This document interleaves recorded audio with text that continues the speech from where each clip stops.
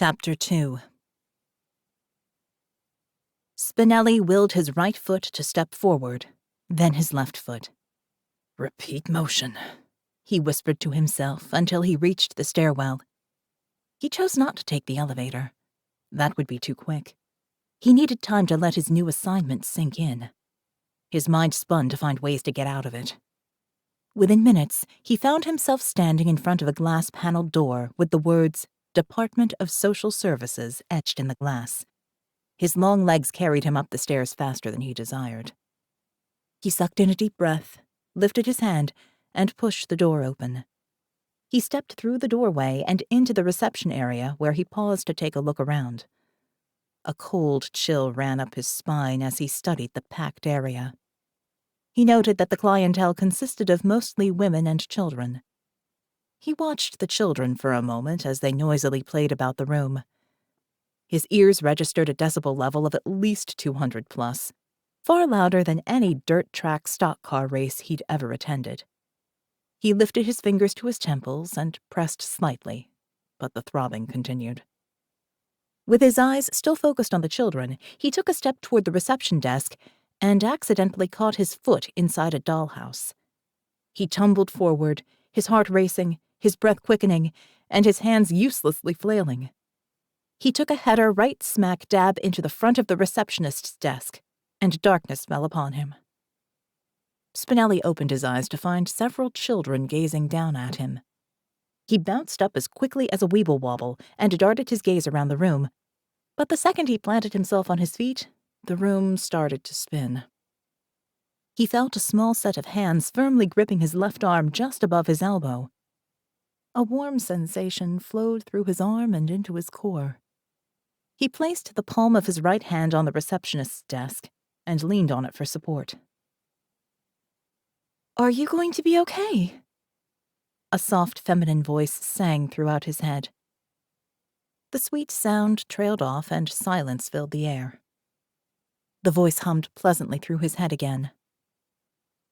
"Are you okay? Do you need to sit down?" Spinelli willed his eyes in the direction of the voice. He squeezed them shut, swallowed hard, and opened them again. Shades of emerald green danced before him. He blinked quickly several times, each blink bringing him closer to heaven. He thought for sure the eyes of an angel were on him, and the pearly gates stood behind her. He cleared his throat and found his voice. "I'm fine. I'm Detective Spinelli. I'm here to see Miss Fontaine. She should be expecting me."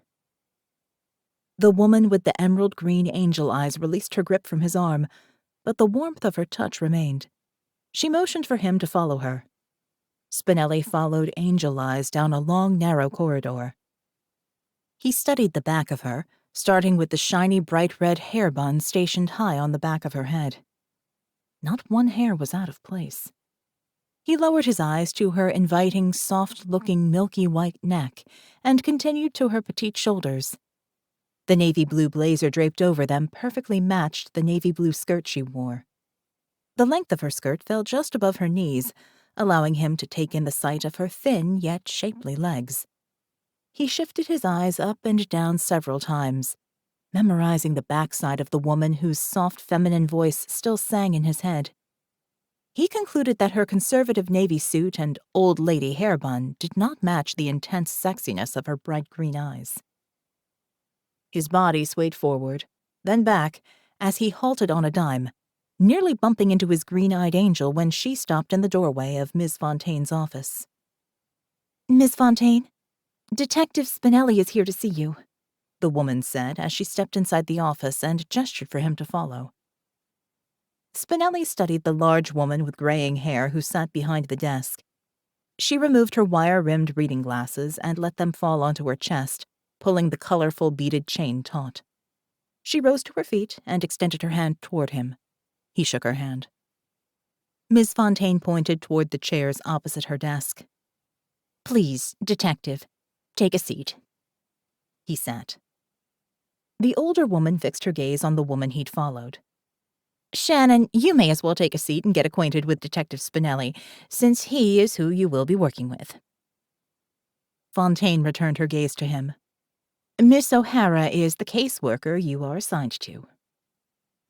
Spinelli watched as Angel Eyes took a seat in the chair next to him. She crossed her legs, causing her skirt to rise up her thigh. His eyes fixed on her shapely thigh.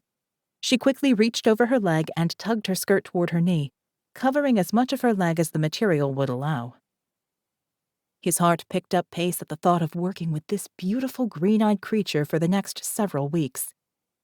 He glanced at her and accepted his reward from God for being forced to leave the homicide division. Spinelli listened as Miss Fontaine explained his role for the next several weeks. Basically, he would aid Miss O'Hara with child recovery and placement, and whatever else she needed assistance with. Miss Fontaine told him how much their clientele struggled with the holiday season.